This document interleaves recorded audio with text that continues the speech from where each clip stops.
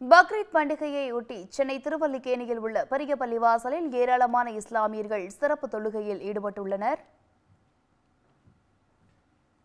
கூடுதல் விவரங்களோடு இணைகிறார் செய்தியாளர் சிவகுமார். வணக்கம் சிவகுமார், விவரங்களை வழங்கலாம்.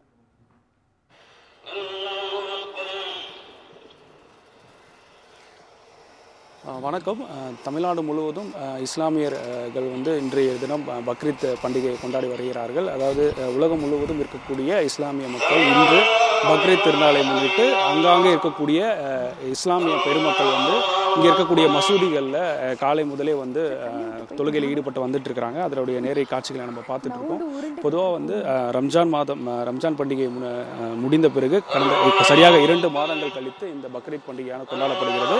அதன் அடிப்படையில் இஸ்லாமியை பொறுத்த வரைக்கும் அரபு மாதங்களில் வரக்கூடிய 10வது நாள் பக்ரீத் பண்டிகை என்று கொண்டாடுவாங்க. அதன் அடிப்படையில் இன்று நாம் இருக்கக்கூடிய பகுதி திருவல்லிக்கேணி பகுதியில் இருக்கக்கூடிய வாலாஜா மசூதி. இங்கே இஸ்லாமியர்கள் தொழுகிறதுக்கு தேவையான அனைத்து வசதிகளும் ஏற்பாடு செஞ்சுருக்கிறாங்க.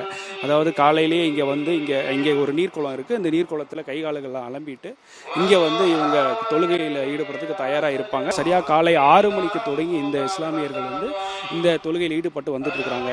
இந்த தொழுகையை பொறுத்த வரைக்கும் அதாவது சூரிய வெளிச்சம் முழுமையாக வந்த பிறகுதான் இந்த தொழுகையை ஆரம்பிப்பாங்க. அதன் அடிப்படையில் சரியாக 10 மணிக்கு சூரியனால இப்போ இந்த தொழுகையில் ஈடுபட்டு இருக்கிறாங்க. விவரங்கள் வழங்கியமைக்கு நன்றி சிவகுமார்.